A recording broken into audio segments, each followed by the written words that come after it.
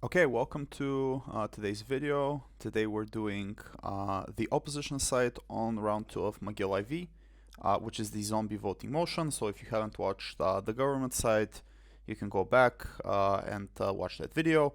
And if you like these videos, feel free to like and subscribe. From what I see, like 40% of you aren't subscribed, so like this really helps the channel grow and spread it out to more debaters. Cool. So like last time, it's the zombie voting system. I'm not going to repeat the Infoslide and the motion since I read it last time, even though I said I wouldn't. And this time we're doing opposition. So like in the previous video, the first thing we're going to do is like statement generation, which is you can pause the video right now and do it yourself and then compare it to what I was able to generate.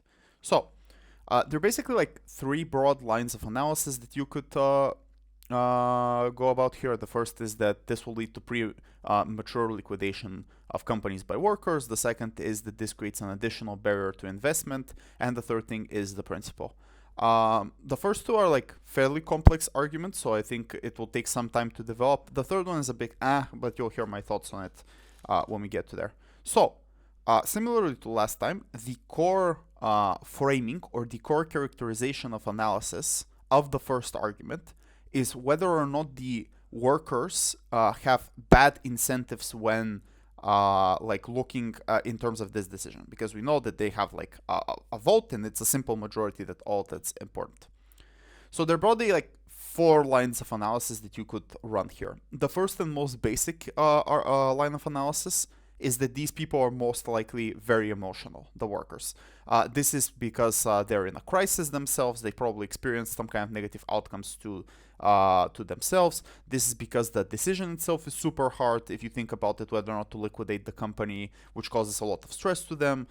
There's a lot of uncertainty as to what necessarily will happen. And usually when people are met with these types of emotions, they usually become like very self-interested. Even if they participate in the discussion, even if they seem to care about things deep down inside them, they're like very distressed. They're thinking about, for example, their family. They're thinking about, for example, how they themselves can benefit. You know, when they have all of these opposing forces on them. And this, in general, creates a very strong collective action problem between individuals because they're very self-centered and they're focusing on themselves. Whereas the alternative of, for example, you voting to keep the company requires basically everyone to be like on hold and like agreeing that this should be happening, which they could say, but in reality, when the voting comes, they could totally vote in a different way. So the first and most basic thing, they're emotional. Many bad things happen to them. They're self-interested. They'll vote to liquidate the company. The second thing is that they're most likely very short-termistic in their thinking. They really care about the now. The reasoning for this is the same reasoning that is in the first argument, i.e. it's a crisis, i.e. you care about your family and things like that. And the other goal, which is keeping the company, is a very long-term goal, right? Like they're basically promising you one day the company will be functioning, one day the company will improve, and when that day comes, like the company can, for example, give you like a higher wage and things like that, which workers, it doesn't even matter if they're like smart or not, or educated or not, or like high paid or not. Workers don't really believe these things. There's a general distrust of workers towards employers and companies and things like that, and they're likely to prefer to liquidate the company and receive like benefits now rather than hoping that in the future the company will be functioning and pay them more and things like that. Also to this, there could be the very simple calculation that the unemployment benefits are just simply a lot more, and they'll just decide, oh yeah, I'm going to do this decision based on this. Thirdly, many of these workers have very little understanding of the company. So they don't understand, for example, how financing works, how debt works, how currency risk works. If, for example, you're a manufacturing plant of steel and you sell this to an international market, this means that it's very, very hard to actually make the very complex arguments about how the company develops and why the company is making the decisions that it does. It's very easy for them to fall for like very polarizing messaging of like, for example, them being told, okay, they're trying to scam you. They're not giving you the actual numbers. They're trying to, for example, make you do this decision so that they can hoard the profits from themselves later down the line. like basically very polarizing actors can take up this space and talk about these things. The same way as it happens in a normal democracy, right? Like if you see the rise of populism and things like that, it's super easy for these types of actors to push out the actual experts and the actual people talking about things. And because people want to listen to these type of things, they want to hear these things, they'll most likely listen to them. And fourthly, it's just simply possible that other companies will take negative actions against the elections of this company. So for example, if you are a steel manufacturing plant and the crisis didn't make you almost go bankrupt because like you're, for example, bigger than your competitor and you know that they're having the elections about whether or not they're liquidating the company, there are many ways for you to get this information. Like you could have friends in the government, you could, for example, like ask people that are working in the plant who leak you this information and things like that, similar to how in general insider trading happens. If that's the case, then what you can do as like a competitor company, you can bribe people to vote in a certain way. You can like information control them by basically going in and like not threatening them, but using this very like sly tactic of actually your company is not going to last, they're lying to you and things like that, which creates an additional pressure to do this. Now, government may say, but aren't these things illegal? Sure, but companies do illegal things all the time. And just because you have a mechanism doesn't mean that it accounts for bribing and these types of things. Meaning that there are many pressures and many reasons as to why people will vote to liquidate out a company, even if that company is okay, even if that company is good and is just in a bad hurdle right now. Cool. So after we've proven that, what are like the impacts of this? There are basically four things to note. The first is that this, in the long term, leads to less jobs since the market can't self-regulate. So also in the short term, this leads to less jobs, because the company is out. But this could lead either for two things. The first is monopolization, because now when, like, let's say a couple of manufacturing plants are liquidated and go under, but there is still like you're kind of getting out of the let's say the crisis. There starts to be some kind of international demand or national demand for your products. This is the moment where companies that have survived the crisis now can expand more, now can take up the market share of these types of companies by expanding their activities and things like that. All of this leads to either monopolization or oligopolization, which is good in the short term because like while they're taking up this market share, they're giving good offers. But in the long term, when they have their position, they're able to either one, increase the price of goods, which harms the consumers, or number two, lower wages because they're the only employer giving this type of job opportunity, or they're just part of the couple of employers giving those job opportunities. Gov might respond by saying, well, why can't another business prop up? That's super hard. There is risk involved when you're setting up a business. You have to give initial capital. Something like 2% of businesses are the ones that actually can function, which that actually like become profitable and can function, which means that it's most likely going to lead to a long-term monopolization, which in the long term leads to less jobs and increase of prices. This is option one. Option two would be that this doesn't happen and just the sector becomes too risky altogether. There are too many defaults in this, like liquidations in this sector. Too many businesses have fallen. It's not very risk averse in terms of crisis, which means that people just simply don't want to invest in this sector. People are not perfect actors. They don't have perfect information. They're self-interested. So even if it is a good idea, the fact that it is perceived as a bad idea means that people don't want to invest, don't want to create jobs, and this leads to long-term problems down the line. So either of those two things could happen, which is bad for long-term job creation. This is bad because people don't have employment or don't have that many employment options, which means that especially if we're talking about poor people, like working class people, this is extremely bad for them. The impacts are horrible, whether or not they don't have a job or earn less pay or the price of goods increase. All of these things are very bad for them. Secondly, overall productivity goes down. And this is simply because in the short term, people decide to not work. They prefer to stay on their unemployment benefits that are guaranteed based on the liquidation of the company and the state giving it to them. This in the short-term aspect of the crisis is super bad, especially if we're talking about recession, where basically you want people to be all hands on deck, them to actually be working so that you're increasing the GDP so that you get out of the crisis. But people would simply prefer to be unemployed, receive all of the benefits from their unemployment, maybe work in the gray sector or something like that, like some kind of gig work, like an Uber driver, that isn't as stimulating the economy as, let's say, you being a factory worker, you actually producing something of value and things like that. And this, harms your capacity to get out of the crisis. Thirdly, there are a lot of harms to investors because investors are forced to liquidate their assets in this particular moment. This basically means that they have comparatively less money, both now because they've liquidated the company and later because the company, if it's good, will have presumably grown over the period of time after you get out of the crisis. This means that they have less capital to invest. This means that you can't invest in other other sectors. Again, less jobs, less taxable revenue, all of the impacts of this.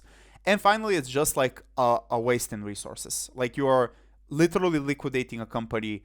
There's a lot of sunk cost to this. Liquidation is not like a super clean process.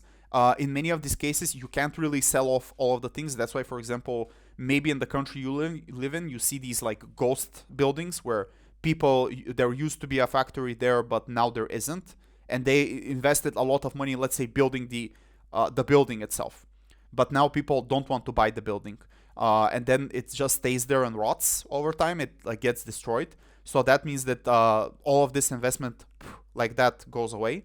But also future innovations or future productivity that this company could have had that could help humanity also go down. And I know this kind of sounds weird when you're talking about one company, but if you think about it, if you're talking about whole sectors or multiple companies and how dependent your life is on products and services that they may provide, this is a very big impact in terms of innovation and things like that we kind of take for granted.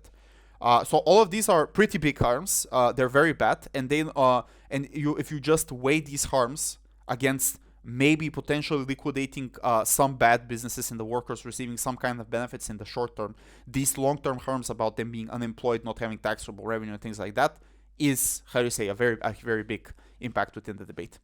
And that's the way that you win with this argument. Let's look at the second argument, which is adding additional risk to investment. And just before you run this argument, you need to note that this is not contingent on the actual incentives of the workers.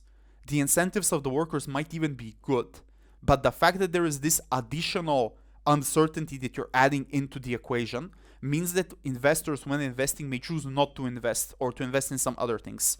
And so, basically, this is the framing, right? That this adds additional uncertainty, and there are two ways to prove it. The first is that that crises happen due to boom and bust cycles that are just cyclical. There are multiple examples of this: dot-com bubble, 2008 financial crisis, the inflation crisis from 2020 to 2022. All of these things happen every 7 to 8 years or something like that. That means that it's just cyclical. It just happens. Investors exist with the expectation that at a certain moment the stock can't really go up. It has to fall down after a moment. So this means that they're kind of accustomed to, not they're accustomed to this, but they know that this will happen at a certain moment. And then secondly, this is the first thing is symmetrical, but it proves why it happens many times. The second thing is this is a huge variable within each of these parameters, because now that investors in particular have a bias for. Bias against it. Why? Because basically they have stereotypical thinking of how workers think, and they'll think that the workers will always choose to liquidate because of basically all the reasons that we outlined before. Even if those reasons aren't factologically true, i.e. they wouldn't liquidate the company, their perception is that they'll liquidate the company. Why is this true? Firstly, they have a lack of control. You have a lot of people to persuade to not, because it's an election. But secondly, even if you persuade a lot of people, all they need is a simple majority to win.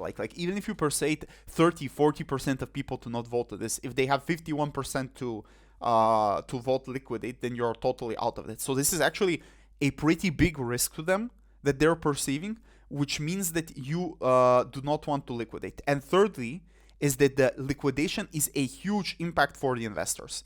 There's like literal huge sunk cost because you probably put in a lot of money within this business, whether it's building business, whether it's buying patents, whether it's I don't know, like buying raw materials that you're turning into goods, etc., etc.